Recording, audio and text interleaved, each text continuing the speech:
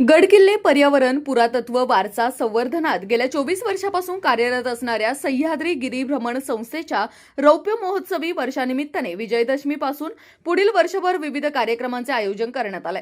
रौप्य महोत्सवी वर्षाची टॅगलाईन संवर्धनातून समृद्धीकडे असून यानुसार आम्ही संवर्धनाच्या कामांना प्राधान्य देणार असल्याची माहिती संस्थेचे अध्यक्ष राहुल जोशी यांनी बुधवार दिनांक 9 रोजी सायंकाळी पत्रकार परिषदेमध्ये दिली। संस्थेच्या कामकाजाबाबत माहिती देताना जोशी म्हणाले, शिवनेरीसह जुन्नरच्या प्राचीन वारसा संवर्धनासाठी संस्था त्वदीयाय कार्याय बद्धाकटीयम या ब्रीदवाक्यावर कार्यरत आहे।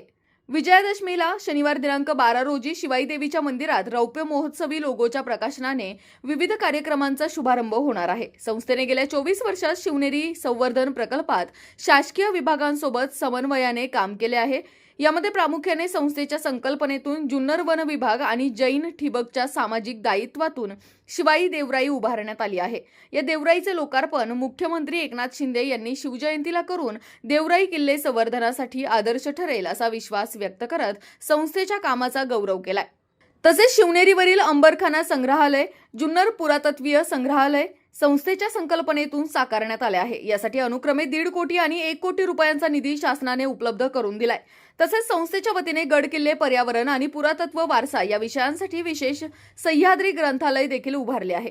रौप्य महोत्सवी वर्षातील कार्यक्रमांमध्ये चर्चासत्रे, कार्यशाळा, अभ्यास सहली, शिबिरे, साहसी चित्रपट महोत्सव, पदभ्रमण मोहिमा, आपत्कालीन वैद्यकीय सेवा शिबिर, गिरिमित्रांचा मेळावा, सर्व वयोगटातील नागरिकांसाठी पदभ्रमण मोहीम आयोजित केल्या जाणार आहेत। 25 वर्ष 25 कार्यक्रमांचे नियोजन करण्यात आले असून सर्व कार्यक्रम यशस्वी करण्याचा संस्थेचा प्रयत्न असणार आहे, असे जोशी यांनी सांगितले। दरम्यान प्राचीन भारतीय इतिहास, संस्कृती आणि पुरातत्व शास्त्र शाखेत डेक्कन कॉलेजमधून पदव्युत्तर शिक्षण पूर्ण केल्याबद्दल आर्यन गायकवाड यांचा सत्कार संस्थेच्या वतीने ज्येष्ठ पत्रकार धनंजय दादा रोकडे यांच्या हस्ते करण्यात आला। पत्रकार परिषदेला संस्थेचे सचिव गणेश कोरे, खजिनदार राकेश पांडव, उपाध्यक्ष संजय खत्री, कृष्णा देशमुख, कार्याध्यक्ष जितेंद्र देशमुख, सहसचिव गणेश खत्री, कार्यकारिणी सदस्य कौस्तुभ राक्षे, प्रशांत टन्नू, प्रवीण फल्ले, संस्थेचे लेखापरीक्षक सुनील सोनपाटकी उपस्थित होते। राज्याच्या सांस्कृतिक धोरणामध्ये गड किल्ले आणि पुरातत्व वारसा उपसमितीला संस्थेच्या वतीने शिवनेरी संवर्धन आणि विकासाच्या अनुभवावर विविध संकल्पना आणि सूचना सादर केल्या होत्या। या सूचना आणि संकल्पनांचा समावेश सांस्कृतिक धोरण 2024 मध्ये करण्यात आल्याने गड किल्ले आणि पुरातत्व वारसा संवर्धनाला चालना मिळेल असा विश्वास संस्थेचे सचिव आणि धोरण समितीचे गड किल्ले आणि पुरातत्व वारसा विभाग सदस्य गणेश कोरे यांनी यावेळी व्यक्त केला। शिवनेरी किल्ल्याचा समावेश जागतिक वारसा यादीत होण्यासाठी शिवाई देवराई आणि अंबरखाना संग्रहालय या बाबी सकारात्मक ठरल्या आहेत। हे दोन्ही प्रकल्प संस्थेच्या संकल्पनेतून साकारण्यात आले असून नुकतीच युनेस्कोच्या अधिकाऱ्यांनी शिवनेरीला भेट देऊन सर्वेक्षण केले आहे। संस्थेच्या रौप्य महोत्सवी वर्षातच शिवनेरीला जागतिक वारसा यादीत स्थान मिळणार असल्याचा आनंद आहे।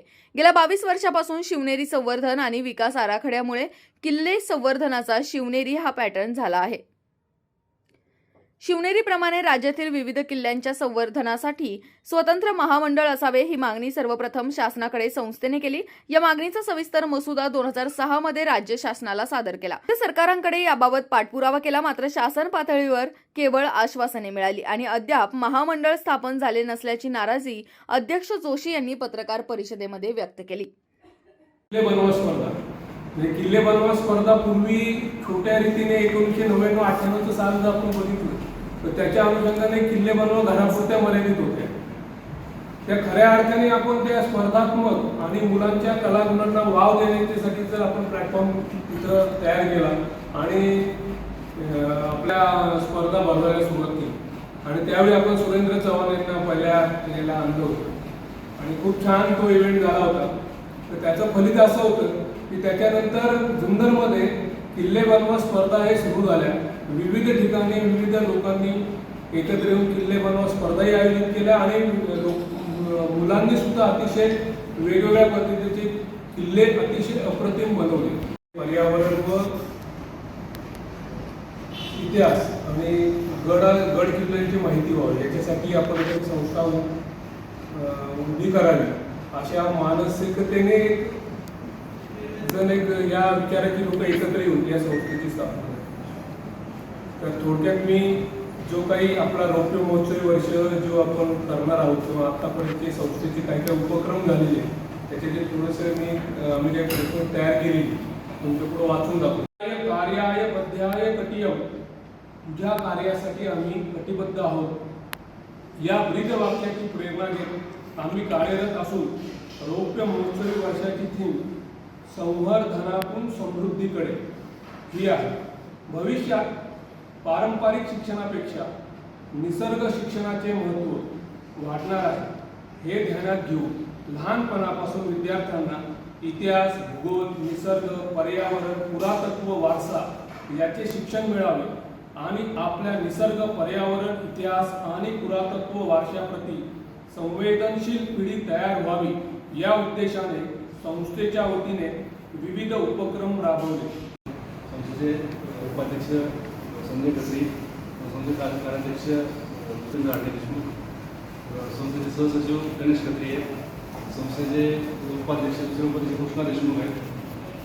घेऊन संस्थेच्या वतीने गेल्या 25 वर्षामध्ये आपण जी कामं करत आलो तर शिवनेरी हा एक मॉडेल फोर्ट किल्ले संवर्धनासाठी झाला होता.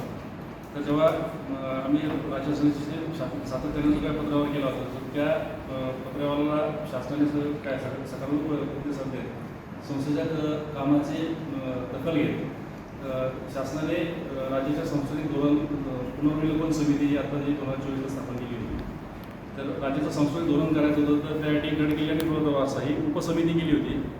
तर त्या उपसमितीमध्ये आमच्या विभागीय साधारण 15-16 बैठका आल्या. त्याच्यामध्ये मुंबई असेल, नाशिक असेल, संभाजीनगर असेल, नागपूर असेल, अमरावती असेल अशा ठिकाणी विविध बैठका आल्या.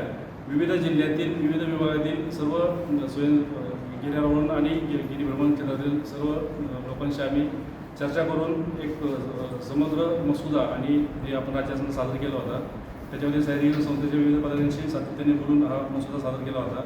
तो मसुदा सांस्कृतिक धोरण समितीला सादर केल्यानंतर तो राज्यासने स्वीकारलेला आहे आणि नुकतंच कॅबिनेटने जो सांस्कृतिक धोरण 2024ला मान्यता दिली आहे तर तो हा सांस्कृतिक धोरणाचा मसुदा मी आपल्या ancient Indian history and culture आणि आर्किओलॉजी यामध्ये मास्टर्स झाले.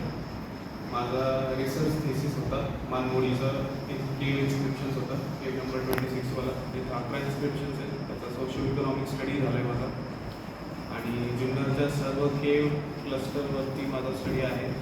जवळपास एक जेवढा पण महाराष्ट्रामधला जो केव क्लस्टर आहे त्याचा आर्किटेक्चर आहे, त्याची आयकॉनोग्राफी असेल, त्याचं इपिग्राफिक रेकॉर्ड असेल त्यावरती संपूर्ण स्टडी आहे. स्पेशलायझेशन माझं इपिग्राफीवरती आहे जे मला इन्स्क्रिप्शन्स दिसतात केवमध्ये तर त्यामध्ये माझं स्पेशलायझेशन आहे इन्स्क्रिप्शन्स, आर्किटेक्चर अँड आयकॉनॉग्राफी. सो असं माझं पूर्ण स्टडी आहे. न्यूमिस्मॅटिक्स पण आहे, कॉइन स्टडी, नाणकशास्त्र यावरती पण अभ्यास आहे. थँक्यू. आणि करंटली मी डेक्कन कॉलेज आणि अहिल्याबाई होळकर सोलापूर युनिव्हर्सिटी आणि आपला सह्याद्री गिरीभ्रमण संस्था यांच्या संयुक्त विद्यमानाने स्थापन झालेल्या म्हणजे जुन्या ओल्ड कॉटेज हॉस्पिटल झालेल्या म्युझियमचा मी म्युझियम इन्चार्ज अँड क्युरेटर असा मी सध्या रोल होते.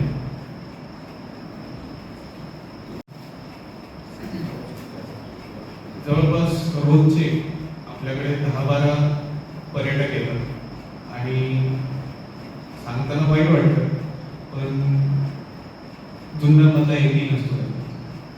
सो ही खूप वाईट परिस्थिती आहे.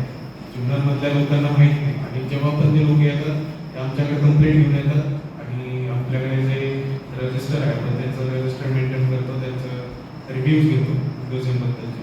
म्युझियमला सगळं चांगलं बोलतात, गुड रिव्ह्यू येतात, 5 स्टार रिव्ह्यू येतात, पण त्यांना एक खंत असते की जुन्नरमधल्या लोकांना माहीत नाही की जुन्नरमध्ये म्युझियम आणि खूपच वाईट परिस्थिती. सर्व पत्रकारांना अशी विनंती की प्रमोट करावं जुन्नर म्युझियमला. आमच्या तरीने प्रयत्न चालूच आहेत पण तुमच्याकडूनही यावं. आणि सर्व जुन्नरकरांना आव्हान आहे की तुमच्याच मातीतला जुना इतिहास, तुमचाच इतिहास टिकवा आणि तो बघायला या हेच आवाहन करतो.